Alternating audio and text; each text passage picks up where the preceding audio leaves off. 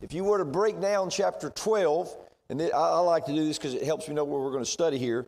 So verses 1 through 14, we're going to see Canaanite altars are to be destroyed, and Israel is to worship at the appointed sanctuary when they get into the land. Verses 15 through 28, he's going to deal with food, particularly the slaughter of food and the way they can eat that food or not eat that food, but they're not to partake of blood. And then in chapter 12, 29 through 32, there's going to be warnings against following after Canaanite worship. So we'll kind of go through that in just a second. In chapter 13, you're going to have a breakdown in 3 points, which is going to really deal with idolaters and instigators and how they're to be executed. So one person said if chapter 12 is about idolatry, chapter 13 is about the idolaters. That's pretty good. Verses 1 through 5 in chapter 13, we're going to see the false idolatrous prophets are to die. Then we're going to see in verses 6 through 11 that the apostate family members are to be stoned and die. And then in verses 12 through 18 of Deuteronomy 13, idolatrous cities are to be destroyed. So we're going to see in chapter 13, what about the prophets? Kill them. What about family members who go along with it? Kill them. What about cities who go along with error? Destroy them. And then we're going to see in chapter 14, the first few verses, that heathen mourning, and I'm not talking about the daytime, I'm talking about weeping, mourning customs are prohibited. The cutting the hair and all that kind of stuff.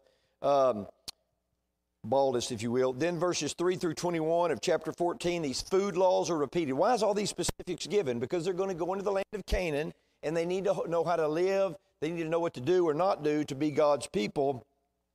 And then the latter part of chapter 14, really verses 22 through 29, tithing, giving back to God, is going to be discussed and regulated. And then that Sabbath principle will begin in 14:28, go all the way through 16. But that's next Lord's Day, Lord willing. So you said, Jason, that was too fast. I know. But you can go back and listen to the video if you really want to write all that down or come ask me. But let's get into the text. Chapter 12, some of these specifics expounded. Chapter 12, verse 1 of Deuteronomy. These are the statutes and the judgments which ye shall observe. How many times have I said this in this class? To do. Do, don't do. Thou shalt not. It's all throughout this book.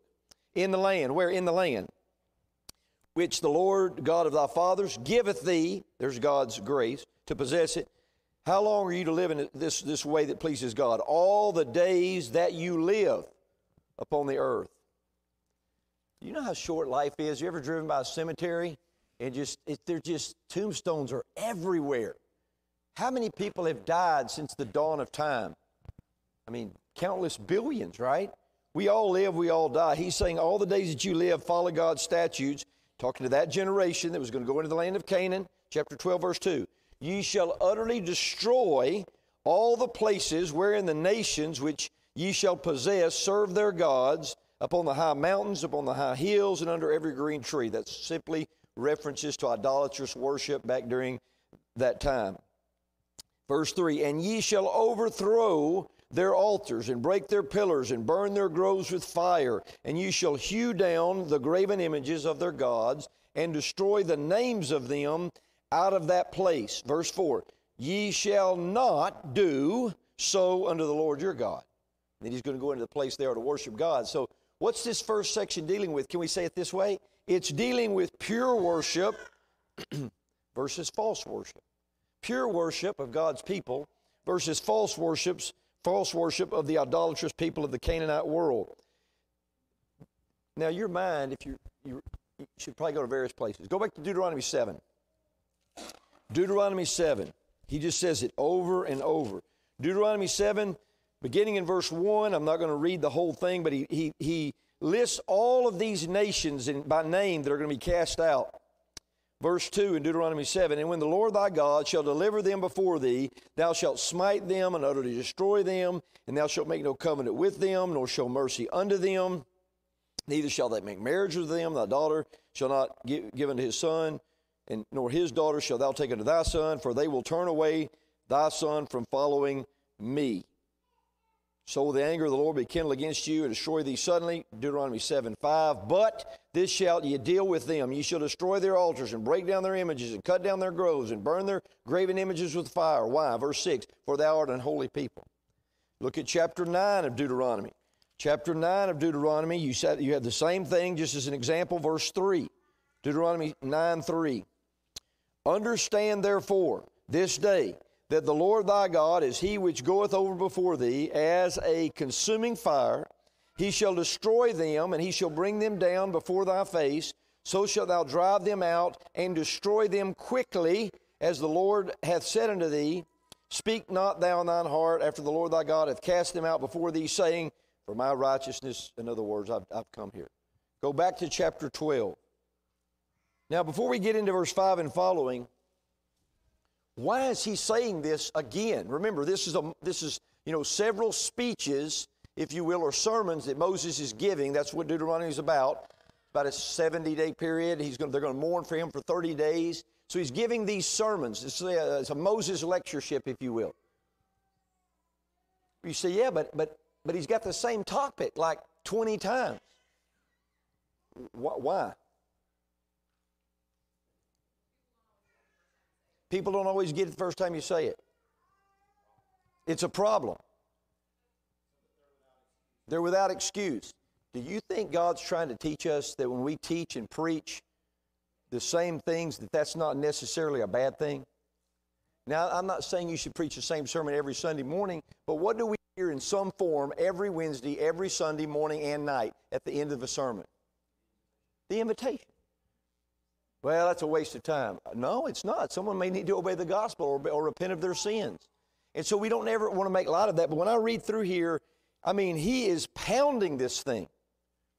Do not be like the heathen, because they will consume you and you will be like them and you will be lost.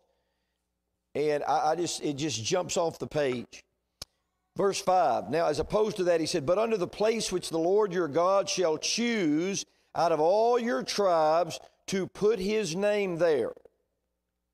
Now, you just have a 40-something minute class, so you don't have you do on your own, but as I'm going through this and studying and looking at this, I want you to notice, look at verse 14, chapter 12. But in the place which the Lord shall choose. Look at verse 18. But thou must eat them before the Lord thy God in the place which the Lord thy God shall choose. Verse 24. If the place which the Lord thy God hath chosen to put his name there be too far from thee, give some examples of things. Verse 26, the middle of the verse, unto the place which the Lord shall choose. And so you see these phrases. You can even go into chapter 14. You'll see the same thing in 14, 23 and following, 16:2, 26:2. Over and over and over, he talks about the place which the Lord shall choose. They were to worship a certain way in a certain place when they get into the land. And where is that place? Yeah. And then it's going to be Jerusalem, though, eventually is where it's going to be, right? Okay? And so and also you see he's giving all these regulations. When you read this book, you understand two things. God is specific on the way you're to live, the way you're not to live, the way you're to worship, the way you're not to worship. God gives specifics, not just generic, hey, be a good person, whatever that means. So as I'm reading through this, and where he will put his name there. 1 Kings 8, if you read verse 16, we're not going to, go there, but 1 Kings 8, really chapter 8, it talks about Jerusalem. Eventually the temple is going to be built, tabernacle, then later the temple. What about this phrase where he shall put his name there? That's used over and over. His name, his name, his name. Is there anything in a name? Yeah, but what do people say today? There's nothing in a name. Who cares if a church is the Baptist church or the Methodist church or the Lutheran church? Who cares? There's nothing in a name. You don't believe that. If you believe that, then somebody call you by the wrong name over and over, and you'd be like, that's okay, I don't care, there's nothing in a name. You get married as a lady and your name is changed to some other guy's last name, not your husband's last. There's nothing in a name. Of course there's something in a name. And the name in the New Testament that we're to follow, 1 Corinthians chapter 3, neither is there salvation, Acts 4:12, neither is there salvation in any other name. Don't ever fall prey to this idea there's nothing in a name. They were called what first at Antioch, Acts 11:26? Not Mormons, not Baptists, not Muslims. They were called Christians first at Antioch. There is something in a name. And so as I read through this, I don't think God is just telling this over and over for no lesson. You see in verse 6, they were to give of the firstlings of their herds. This will be discussed later in 14:23, 15:19. So I'll hit it maybe later today or next week about giving and giving our best. That's taught again many places in Deuteronomy. This also jumped out to me in verse 7, but not just verse 7. Look at verse 7. And there shall ye eat before the Lord your God, in this place he's going to specify. And again, you talk about, Shiloh, and you get into the tabernacle and the temple later and so forth. But he says, and you shall eat before the Lord your God, and ye shall what? What's verse 7 say? And ye shall rejoice. Look at verse 12. And ye shall rejoice before the Lord your God. Go down to verse 18. But thou must eat them before the Lord thy God in the place which the Lord thy God shall choose, thou and thy son and thy daughter and thy manservant and thy maidservant and the Levite that was within thy gates, and thou shalt rejoice before the Lord thy God and all that thou puttest thine hands unto. So over and over he talks about rejoicing. Does God want us to be joyful people? Can we say happy? Blessed, really happy can be based on circumstance. I'll say blessed. Does God want us to be people who are joyful? Yes. Then why are sometimes so many Christians not joyful? Okay, that's a good point. They're selfish. What else? They get discouraged. They forget the good things that God has given them. They forget the blessings. They're not thankful. It really does go back to selfishness. But they get burdened by the things of this life instead of enjoying the life the way God gave it. Not as the world enjoys it. They think their joy comes from pleasure. Our joy should come from living a righteous life. He's telling them, look, God is saying, I want you to be joyful in the land of Canaan. Just do what I tell you to do, and you will be. Even if bad things come, you can deal with them. Any thoughts, comments, questions? Yes, sir.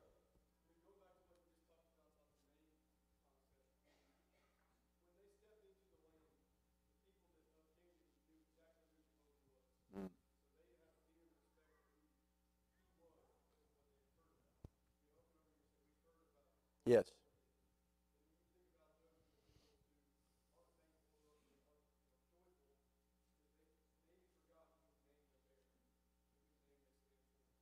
There was a gentleman, I like that region. There was a gentleman who told the story. He said, I drove by y'all's building, and he came and visited for quite a while, and he's not here now, which I hate, but I was like, how did you hear about us? He said, well, I had a friend who was a denominational person, and we drove by the building one day. He said, yeah, those people, they just think they're just doing what the Bible teaches, and they're the only ones following the Bible and so forth like that. He piqued his curiosity. He came in, heard the preaching. He said, yeah, y'all follow the Bible. There's no doubt about it. Y'all really are teaching to follow the Bible.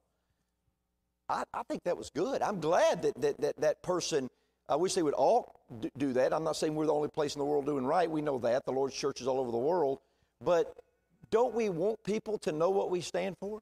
Don't we want people in this community to know that the BCS Church of Christ stands for righteousness and decency, and a man staying with his wife and a wife staying with her husband, and that they raise their children in the nurture and admonition of the Lord, and that they pray, and that they love God, and that they don't support immoral activity, homosexual movement, or whatever you want to say, drugs, drinking, cussing, I don't care, name it. Don't you want people to know what we stand for? We have a sign on our building that says the Church of Christ. You can say it more specifically, the Church of Christ meets here.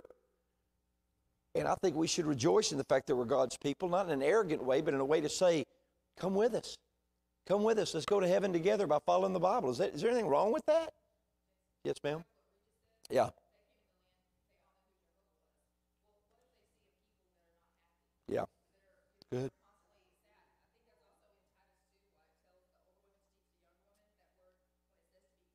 Mm-hmm. Yeah.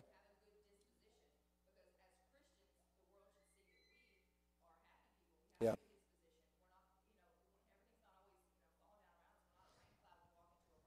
So when you walk, you ever go somewhere to get, bottle of water in the morning or whatever, cup of coffee, whatever you're doing. And what do people often say when they exchange pleasantries? Good morning. How are you? How are you doing? How you feeling? One of the things that I say quite often, and you can develop this habit, they say to me, how you doing? You having a good day? I said, I have a good day every day.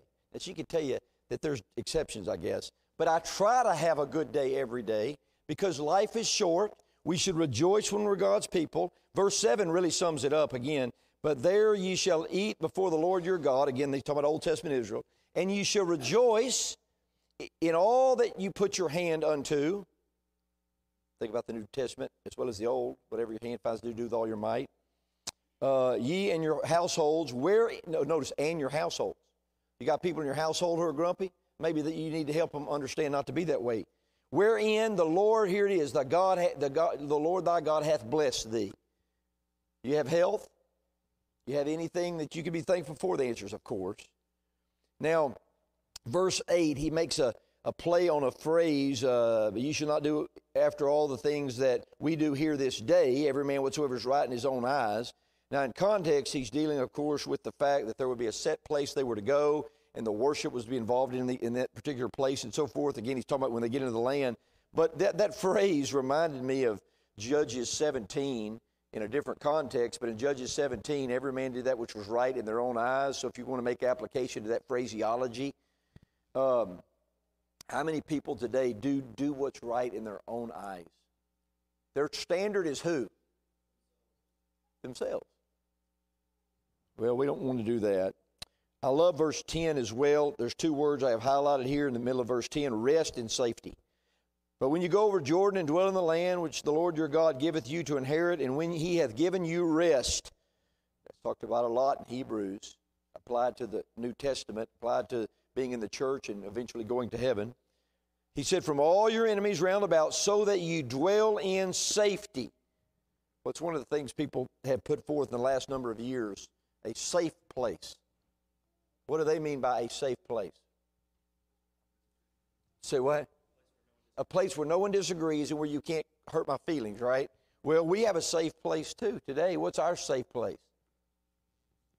Faithful in the church is our safe place. Now, it doesn't mean physically safe necessarily, but it means spiritually safe, if you will. He's referring to the land of Canaan, which would, if you make parallels, would be heaven, I guess. Verse 11, again, I've kind of covered that. Verse 12. Notice he references the Levite here at the end in verse 12, and the Levite that is within your gate, for as much as he hath no part nor inheritance with you. If you go to verse 19, he says, take heed to thyself. There's a big lesson. If you go back up to verse 13, he says the same thing. Take heed to yourself. There's a whole lesson right there. But go back to verse 19 of chapter 12. Take heed unto thyself that thou forsake not the Levite as long as thou livest upon the earth. Okay, if you go to chapter 14, verse 27, we'll kind of maybe get into this next week, but, and the Levite that was within thy gates, thou shalt not forsake him, for he hath no part nor inheritance with thee. All right, go back to chapter 12, verse 19. If we're going to make application, we know all Christians are priests, but if we're going to make a parallel application, the Levites were involved in what in the Old Testament? Yeah, service of the tabernacle. They're full. Can we say they're full-time workers? I know there's not exact parallel, but today, how can you not think about gospel preachers or even paid elders? 1 Timothy chapter 5. They have every right to partake of these things. 1 Corinthians 9:14. Someone read 1 Corinthians 9:14. Right.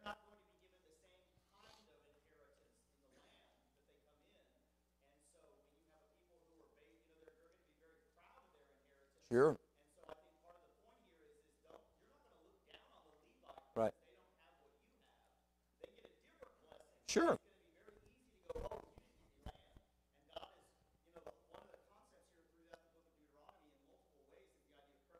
Yes. Yep. Yep. Yep. Yes.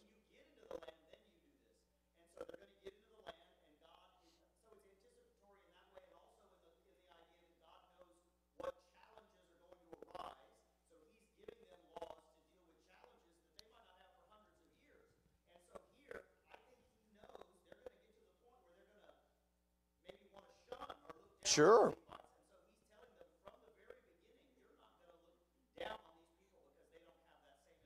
No, that's excellent points. And also think about the fact that he's remembering them. And we know also when you study through all the prophets, they do corrupt. The Levites become corrupt, the priests, the prophets. You know, he talks about the priests, the prophets, and all the corruption they got involved in. But it wasn't always that way. Some were, some weren't. Go ahead and read 1 Corinthians 9:14. I want to make a little bit of application here before we go on. Kyle, would you read? I think I pointed at you, but you didn't know it. But I didn't call your name. Sorry, I didn't call your name. 1 Corinthians 9. Names matter. 1 Corinthians 9:14.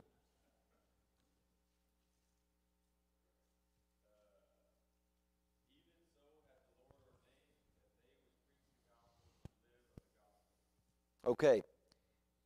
There's in my opinion, in many places, not here, there's problems with brethren and their mindset toward preachers and preachers and their mindset toward the brethren. Sometimes elders can be the same way. But the Bible clearly teaches this. A man who preaches the gospel has every right to partake of income from the congregation to help support him. Absolutely every right. On some occasions, Paul did not take that. And he said, look, he worked with his hands because he thought it would do disservice to that congregation. You think about what he did when he was working with the Thessalonians. On the other hand, the Philippians would help support him as he did different works. And so a preacher may support himself. A preacher may be supported. You go back to the Old Testament, 1 Timothy 5, he's quoting from the Old Law and the New Law, where he said, don't muzzle the ox that treads out the corn, right? 1 Timothy chapter 5. And a laborer is worthy of his hire. That's a quote from Deuteronomy and from Jesus. We'll get to it at the end of Deuteronomy. But here's the way it should work. You have a man of God, he's preaching, he's teaching, the congregation can support him. Maybe he doesn't want to work so he can have more time to dedicate. That's an honorable thing.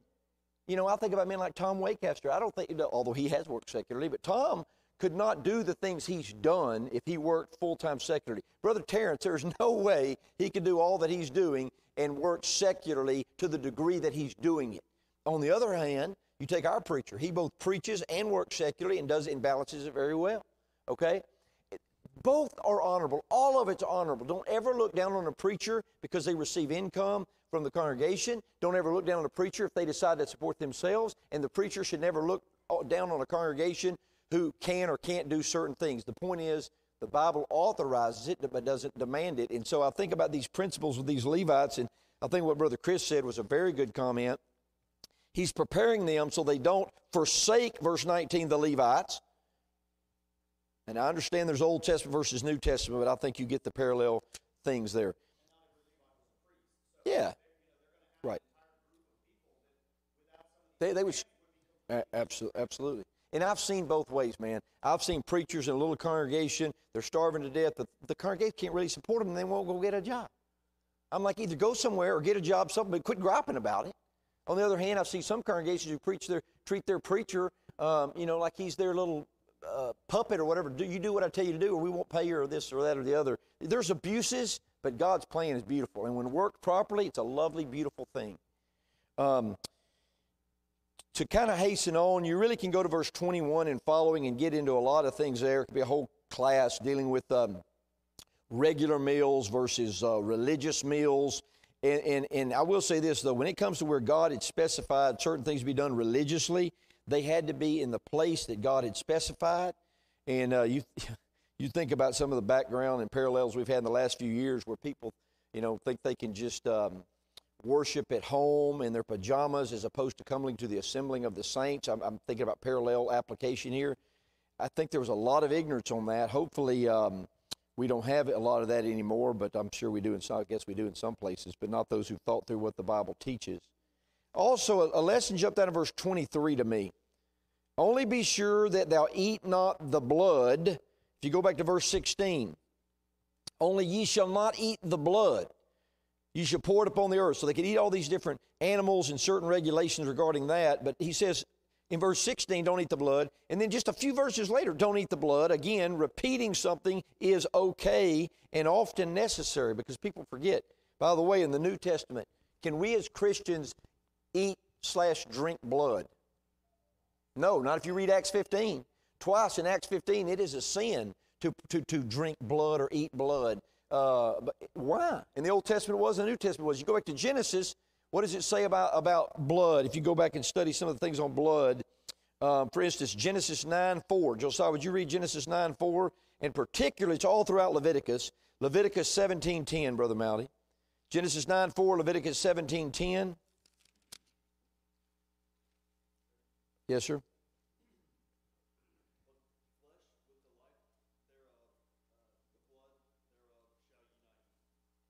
Okay. Go ahead. Whatsoever man there be of the house of Israel, or of the strangers that sojourn among you, that eateth any manner of blood, I will even set my face against that soul that eateth the blood, and will cut him off from among his people. Okay. And then, of course, you read all throughout Leviticus, because what is the life of the flesh? The blood.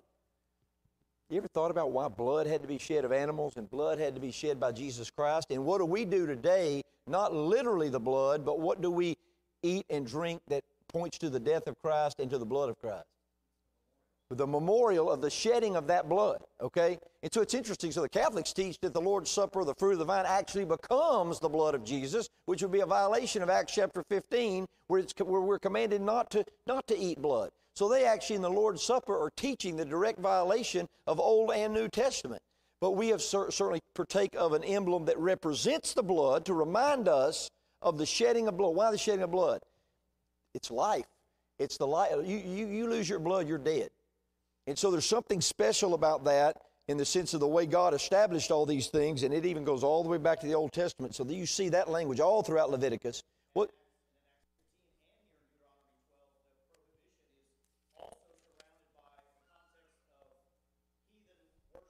Yes. And so somehow this is blending into something that, is going back to the idolatry. Without question. They sacrifice falsely, and that they worship falsely, that were these blood rituals that God's people were not participating in. Absolutely. In fact, just since you made that comment, chapter 14, verse 1 and 2, ye are the children of the Lord your God. Ye shall not cut yourselves, nor make any baldness between your eyes for the dead. For thou art an holy people unto the Lord thy God, and the Lord hath chosen thee to be a peculiar people unto himself above all the nations that are upon the earth. And so you'll see this kind of language again throughout Deuteronomy about we're not to look like, in the Old Testament, they weren't to look like the Canaanites. They weren't to participate, as you said, in these idolatrous likenesses, if you will. Again, the parallels are they're too much for me.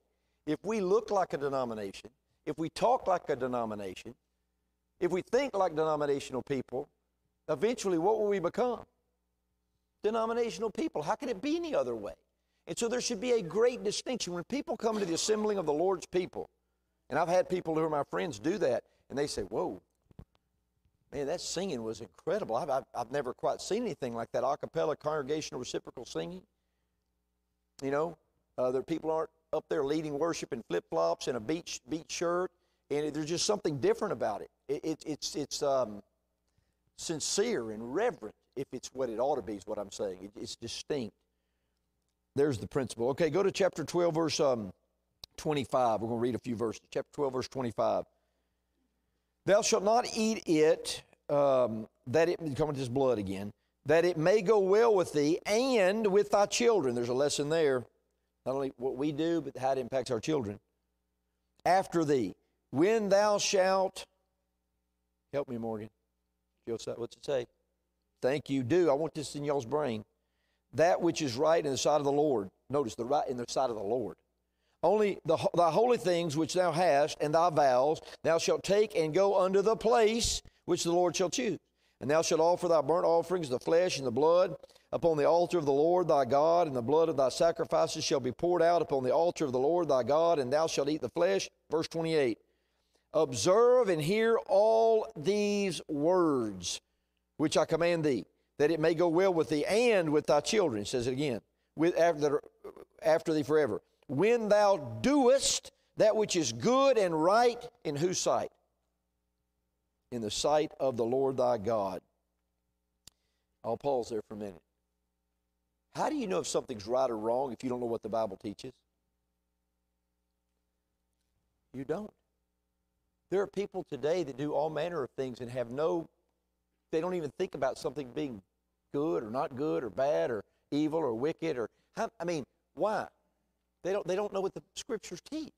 So our children won't know, we won't know, the congregation won't know unless we teach and preach everything the Bible teaches and preaches. And he's saying that. He's saying, listen, when you go into this land, don't worry about what they're doing. All manner of, that's why they're being destroyed, the Canaanites, because of what they're doing.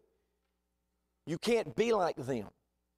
Anybody have some examples, some parallels of today of doing that which is right and good in God's eyes versus our own eyes? What are some examples? Yeah, worship with instruments of music, right? So this is, what's wrong with that? It's not authorized. The Bible tells us how to do it, and if we don't do what God says, we're not doing what He wants us to do. Okay, very good. What else? Yes.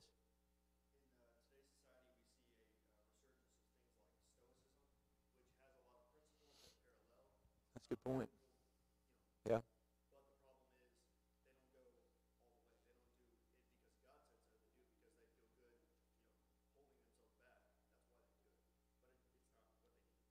Okay, good. Something else? Y'all to participate. It's so hard for y'all to participate sometimes. Y'all smile good, good-looking group, but you just don't talk a lot. Okay, I'll give you one. I'm at a football game the other night, a high school football game, and they do the Pledge of Allegiance or not. I mean the national anthem, and they're having a prayer. I'm standing there in the to where I'm respectful, but I'm not going to pray with them because who's praying? A woman in a public place, right, which is unauthorized, 1 Timothy chapter 2. So I'm just standing there trying to be, respectful of the fact that they're at least trying to honor God, but wrongfully, but I'm not going to pray with them.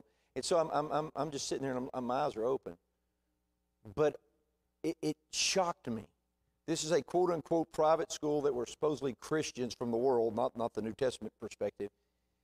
I'm telling you something. I've never seen this. Teenagers, and I don't mean one, I mean a lot of them.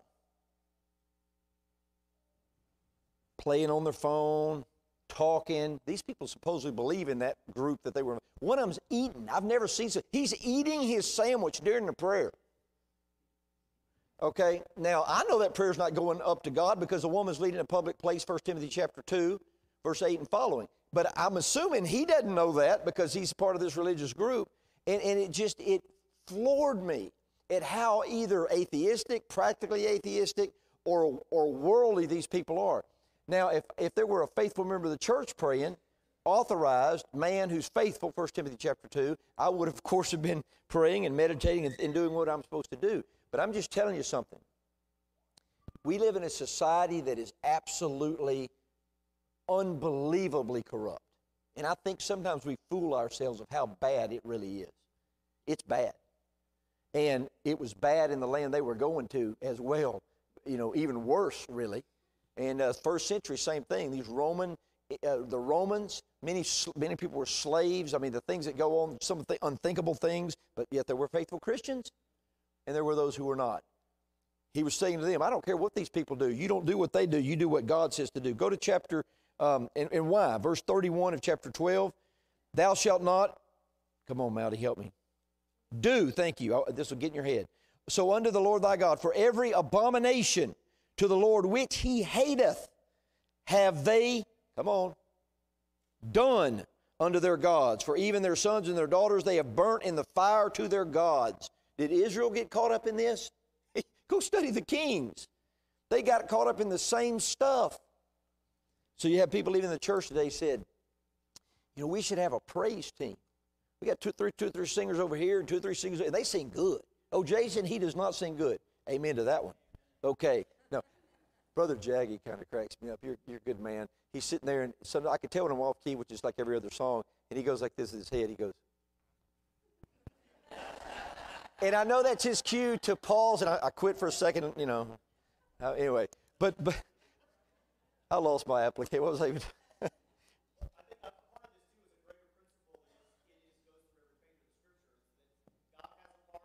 Yes. And God has told him here, for example, rejoice,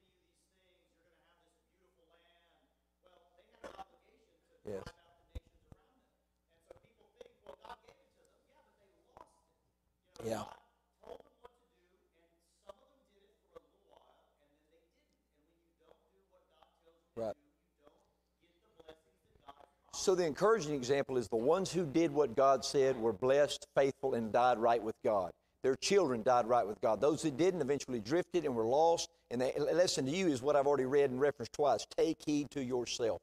That example I was giving to the praise teams is, that sounds pretty good. I mean, all we're doing is giving 3 or 4 microphones over here, 3 or 4 microphones over here. After all, the song leader has a microphone, so why not do that? Well, think about why we're doing that. People are doing that because they think that it makes it sound better, but who are we actually trying to make the sound go to? God. It's not an entertainment situation. So the very principle that they have in mind is wrong in what they're trying to do. It doesn't mean you don't do the best you can do.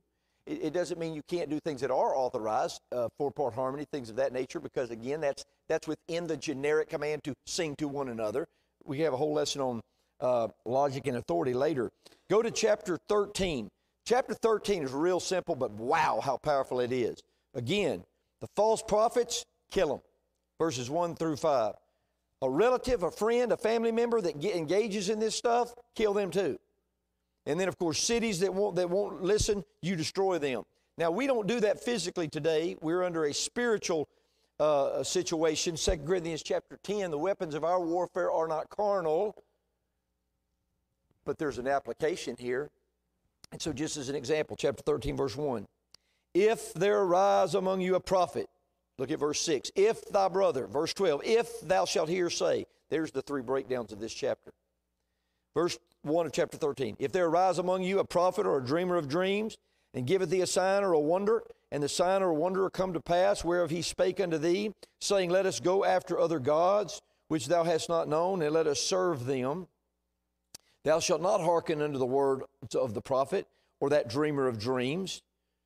For the Lord your God proveth you. That's an important lesson. God's going to see, are you really wanting to do what I say to do?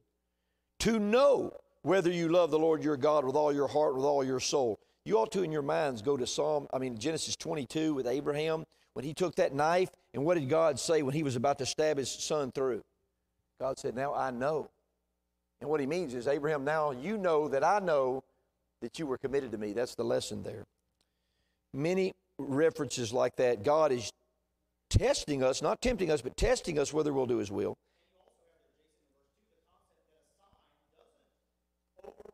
No, right. Yeah, doesn't that sound like Galatians 1? Even if an angel were to come, I mean, he's not going to, but it could be unless it's the messenger of men. But even if that could happen, it didn't go change what God said. Remember, truth is truth. Circumstances don't change it. In this context, false prophets don't change it. Few verses later, your family doesn't change it. A congregation or a city doesn't change it. Verse 4, ye shall walk after the Lord your God and fear him and keep his commandments and obey his voice, and you shall serve him and cleave unto him. When I read verse 4, I just walk, fear, keep, obey, serve, cleave. I mean, so many lessons. Verse 5, and that prophet or that dreamer of dreams shall be put to death because he hath spoken, here it is, to turn you away from the Lord your God. Do not misunderstand. False teachers want you to turn to false doctrine. They don't say it this way, but they want you to go to hell. They're not going to tell you that, but that's what they want. How can it be otherwise? Because they teach what the Bible doesn't teach. Okay, verse 6. Well, what if it's a family member? Before you get there, verse 6 says, you put that evil away. And also, this big lesson, the end of verse 5, don't forget it was God who redeemed you and brought you out of the land of Egypt. So when you return your back on God, you've actually rejected the one God who's redeemed you, is what he's saying to them. Verse 6. If thy brother, the son of thy mother, the son or thy daughter, or thy wife of thy bosom, I mean, think about this, or thy friend, which is as thine own soul, that's a pretty tight friend, entice thee secretly, saying, let us go and serve other gods, which thou hast not known, thou nor thy fathers, namely the gods of the people which are round about you. Again, think Canaanites.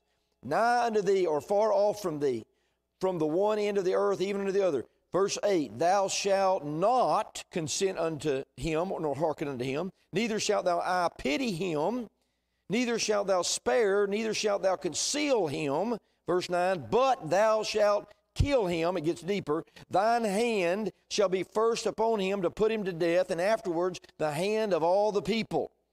And thou shalt stone him with stones. We're talking about your family, your wife, your kids, that he die. Why? Because he has sought to thrust thee away from the Lord thy God. Goes on the same thing. Verse 11 calls it wickedness, which is among you. Verse 12, same thing with these cities. but I think the point is made clear.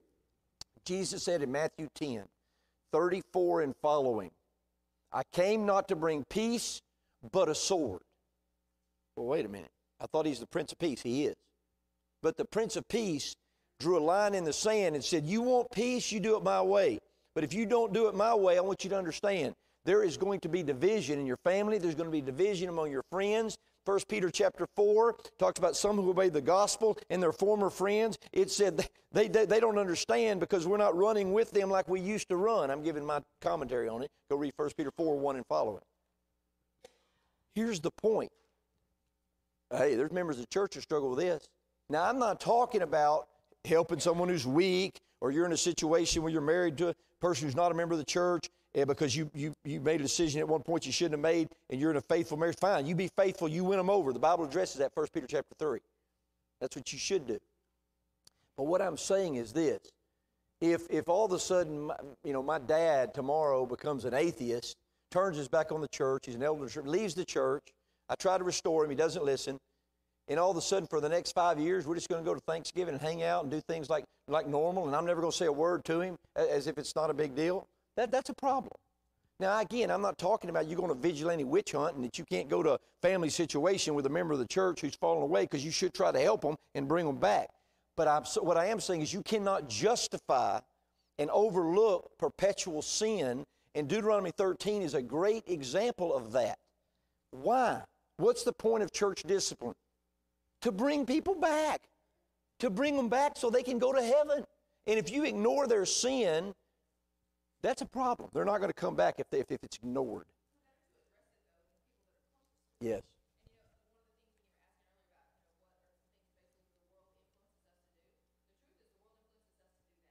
Oh, bad.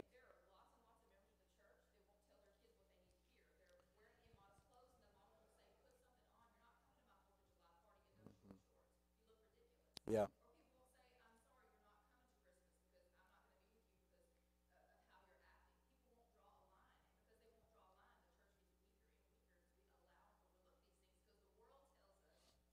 Yeah, it's terrible. I mean, and I think that is a real problem in the Lord's church even that I've seen throughout my preaching and teaching career is, again, not dealing with this. Some people deal with situations. So I had a brother come in and hey, we got a family and they got a person that they're not dealing with. I said, first of all, do they understand the truth? Have you taught them? And how do you know they're not dealing with it? Be careful not to be presumptuous in your judgment of how they're handling a situation, okay? Clearly, there's wisdom in all of that. But I'm talking about if you're just straight up ignoring sin in your family because you don't want to deal with it, read Deuteronomy 13. Read it, and read it again and again and again. And you tell me what God was trying to say. And I'll tell you what God's trying to say. God's trying to say it's my way or the highway, and I don't care what your mama says, your grandma, your auntie, your uncle, your cousin, your friend. If they don't do what I say, they need to die just like that false prophet. And if a whole city's caught up in it, you burn that whole city down. That's what he says. And yet they say, well, this congregation, they've got women waiting on the table, and they got women leading singing, and they got fornicators and idolaters. Idolaters are too covetousness for Colossians 3. But adulterers, they know they're in adultery. They won't talk about it. They won't preach on it. But it's okay. I'm just going to go there because that's where I was raised. I was baptized in that building. Yeah. No, it's a problem. So when you read Deuteronomy, think application. All right, chapter 14. Basically, again, don't do what they do, verse 1. Be holy, verse 2. We'll talk about it. It's going to come up over and over in this book. Verses 3 through 21, these food laws, thou shalt eat, thou shalt not eat. All he's doing is dealing with specifics of the way God's people look different. Let me tell you something. What would y'all think about me if I did what that little girl at the drive-thru the other day? I've never seen such a thing. I go to the drive-thru, poor little girl needs the gospel. I ain't never seen so much metal on one person's face. And she has she has the star, there were stars on her nose. I mean, blue hair, and I'm thinking, this poor girl needs some help.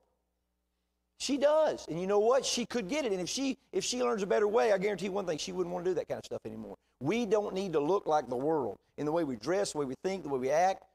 I can guarantee you this afternoon, BJ and I are not going to tattoo parlor to get tattoos. Okay, nor tobacco at a tobacco store, nor beer at Walmart. We have to look like God's people, not like the world. And if you read Deuteronomy, I think you agree with that. We'll pick up at the end of chapter 14 dealing with tithing, Lord willing, next week. Thank you for your time and your comments.